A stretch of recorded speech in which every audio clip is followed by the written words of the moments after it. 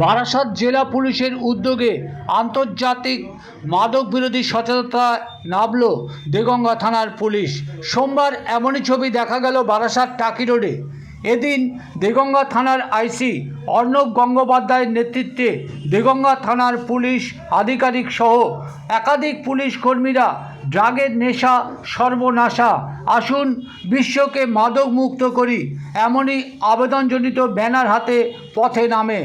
এদিন র্যালিতে যোগ দেন দেগঙ্গা থানার পুরুষ ও মহিলা সিভিক ভলেন্টিয়ার্স। এছাড়াও এই র্যালিতে পা মেলাতে দেখা যায় বিভিন্ন স্কুলের পড়ুয়া ছাত্রছাত্রীদের।